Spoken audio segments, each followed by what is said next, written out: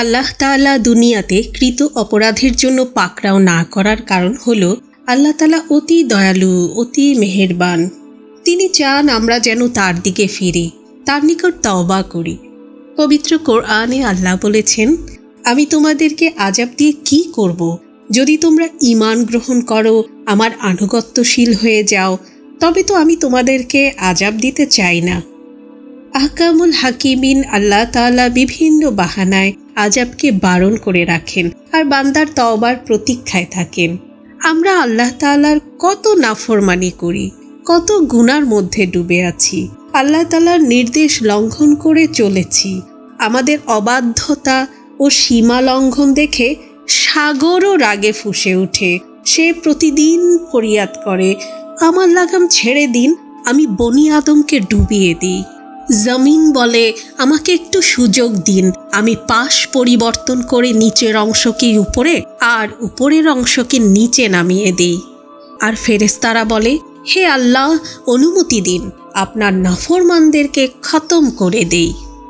সীমাহীন দয়ালু, অতি মেহেরবান আল্লাহ রাব্বুল আলামিন উত্তরে বলেন, যাদেরকে আমি নিজ হাতে তৈরি করেছি তারা আর তোমরা কখনো এক হতে পারো না। তারা যদি তোমাদের বান্দা হয় তবে যাও, তাদেরকে মেরে ফেলো, ধ্বংস করে দাও, পাকড়াও করে নাও, নাস্তানাবুদ করে দাও। আর যদি তারা আমার বান্দা হয়ে থাকে তাহলে ব্যাপারটি আমারও তাদের মধ্যে সীমাবদ্ধ, এতে তোমাদের হাত দেওয়ার কোনো অধিকার নেই। আমি আমার নাফরমান বান্দার প্রতীক্ষায় আছি। সে রাতে তওবা করলে আমি কবুল করব, সে দিনে তওবা করলেও আমি কবুল করব। যে কোনো সময় সে আমার নিকট তাওবা করুক, আমি তার তাওবা কবুল করে নিব। যে কোনো সময় সে আমার দিকে ফিরে আসুক, আমি তাকে বরণ করে নিব। এখন সে আমার দিকে না ফিরুক, কোনো এক সময় তো সে আমার দিকে ফিরবে। বান্দার গুনাহ ক্ষমা করায় আল্লাহ তাআলা কত মহান। শয়তান মানুষকে বিপদগামী করার যে চ্যালেঞ্জ ঘোষণা করেছে, এর প্রেক্ষিতে বান্দা ইস্তেগফার করলেই আল্লাহ ক্ষমা করে দেবেন মর্মে ঘোষণা দিয়েছেন। আবার ক্ষমার দরজার বিশালতার বর্ণনাও এসেছে হাদিসের মধ্যে। শয়তানের চ্যালেঞ্জ ও ক্ষমার বর্ণনায় কি সুসংবাদ দিয়েছেন বিশ্বনবী। উম্মতে মুহাম্মাদীকে ক্ষমা প্রার্থনায় মনোযোগী হতে প্রিয় নবী সাল্লাল্লাহু আলাইহি ওয়াসাল্লাম অসংখ্য হাদিসের দিক নির্দেশনা দিয়েছেন।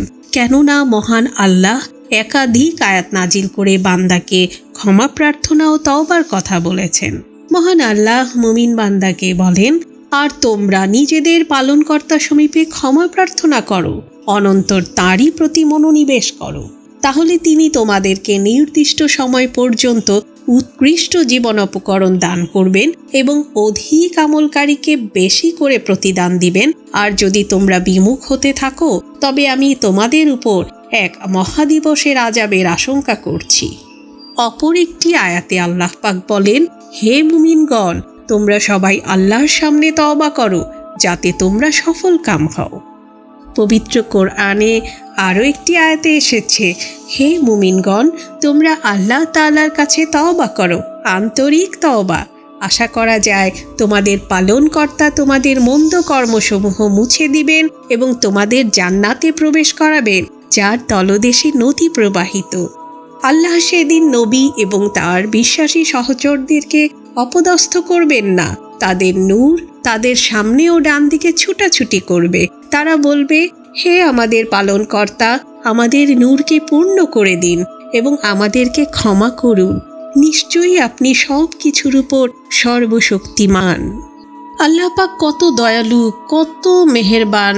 কোনো নারী বা পুরুষ আল্লাহর নিকট যখন তওবা করে, আল্লাহর দিকে যখন ঝুঁকে পড়ে, যখন কেঁদে কেঁদে চোখের দুফোঁটা পানিও ফেলে, তখন আল্লাহ তাআলা এত খুশি হন যে ঊর্ধ্ব জগতে আতশসজ্জা ব্যবস্থা করেন। পুরা আসমান আলোকিত হয়ে যায়। ফেরেশতাগণ পরস্পর বলাবলি করে, কিসের আলো, কেন এ আলো? তখন উপর থেকে ঘোষণা হয়, আল্লাহর এক অবাধ্য বান্দা আজ বাধ্য হয়েছে। যার সঙ্গে আল্লাহর সম্পর্ক ছিল না, সে আজ আল্লাহর সাথে সম্পর্ক জুড়ে নিয়েছে, আল্লাহর সাথে সন্ধি করে নিয়েছে। আচ্ছা, খুশি হওয়ার প্রয়োজন আমাদের না আল্লাহ পাকের? তওবার প্রয়োজন আমাদের না আল্লাহ পাকের? প্রয়োজন তো আমাদেরই, কারণ প্রতি নিঃশ্বাসে নিঃশ্বাসে, মিনিটে মিনিটে আমরাই আল্লাহর মুখাপেক্ষী, অপরদিকে আল্লাহ কোনো কাজেই আমাদের দিকে মুখাপেক্ষী নন। অথচ আমাদের খুশি হওয়ার পরিবর্তে তিনি খুশি হচ্ছেন। কেমন খুশি হন? বান্দা তওবা করার পর আল্লাহ তাআলা ফেরেশতাদেরকে ডেকে ডেকে বলেন, যাও যাও, ঘোষণা করে দাও, আমার এক বান্দা আমার থেকে বিমুখ ছিল, সে আজ আমার দিকে ফিরে এসেছে, সে আমার নিকট তওবা করেছে। এমনিভাবে আল্লাহর কোনো বান্দিও যদি তওবা করে, আল্লাহ একইভাবে খুশি হন। এজন্যেই আল্লাহ তাআলা আমাদেরকে সহজে ধরেন না, বরং সুযোগ দিতে থাকেন। ডাক দিয়ে বলেন, হে বান্দা তওবা করে নাও, হে বান্দা তওবা করে নাও। আর বান্দা যতবার তওবা করে ততবারই আল্লাহ পাক কবুল করেন। আল্লাহর পক্ষ থেকে ক্ষমা নির্দেশ এবং ফজিলত শুনে প্রিয় নবী হযরত মুহাম্মদ সাল্লাল্লাহু আলাইহি সাল্লাম তার উম্মতে মুহাম্মাদিকে বেশি বেশি ক্ষমা প্রার্থনার দিক নির্দেশনা দেন। তিনি নিজেও প্রতিদিন তাওবা করতেন। হযরত আবু সাঈদ খুদরি রাদিয়াল্লাহু তাআলা আনহু বর্ণনা করেন, আমি রাসূল সাল্লাল্লাহু আলাইহি সাল্লামকে বলতে শুনেছি, ইবলিস তার রবকে বলেছে, আপনার ইজ্জত ও বরত্বের কসম, আমি বনি আদমকে পথভ্রষ্ট করতেই থাকব যতক্ষণ তাদের মধ্যে রূহ থাকে। আল্লাহ তাআলা বলেন, আমার ইজ্জত ও বরত্বের কসম, আমি তাদের ক্ষমা করতেই থাকব যতক্ষণ তারা আমার কাছে ক্ষমা প্রার্থনা করে। সুবহানাল্লাহ। হযরত আবু হুরায়রা রাদিয়াল্লাহু তাআলা আনহু বর্ণনা করেন, আমি আল্লাহর রাসূল সাল্লাল্লাহু আলাইহি সাল্লামকে বলতে শুনেছি, আল্লাহর কসম, আমি প্রতিদিন ৭০ বারের বেশি আল্লাহর কাছে ক্ষমা প্রার্থনা ও তওবা করি।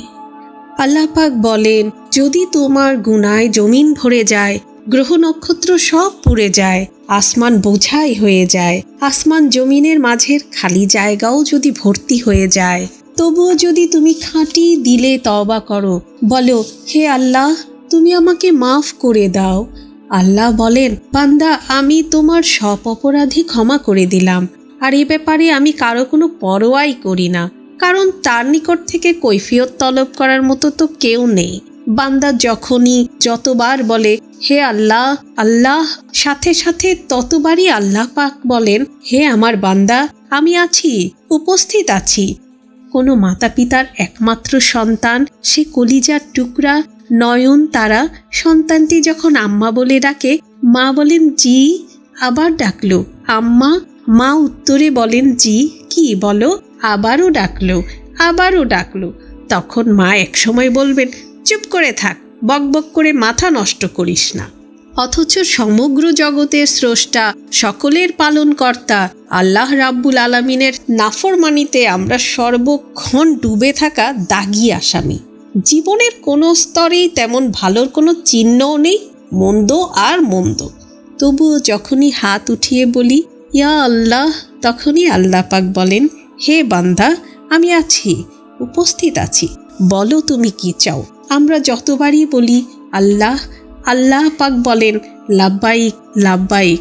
ডাকতে ডাকতে ডাকনেওয়ালা ক্লান্ত পরিশ্রান্ত হয়ে যাবে, কিন্তু উত্তরদাতা আমার আল্লাহ ক্লান্ত হবেন না, বিরক্ত হবেন না।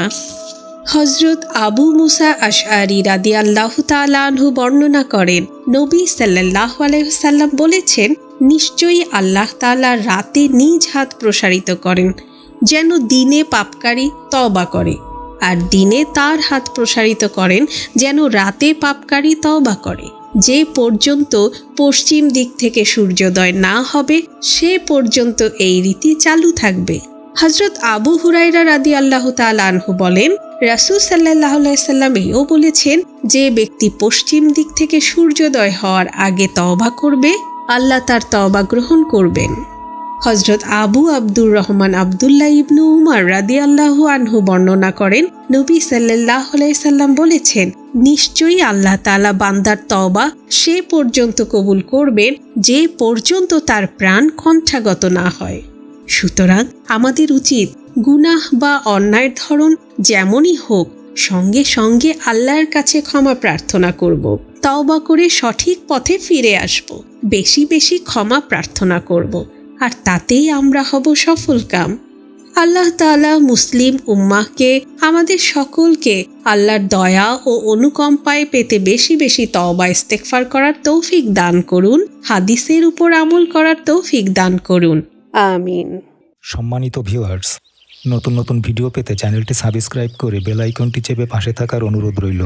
আর ভিডিওটি ভালো লাগলে লাইক দিয়ে শেয়ার করে দেবেন আপনাদের প্রিয় বন্ধুবান্ধব ও আত্মীয় স্বজনদের মধ্যে।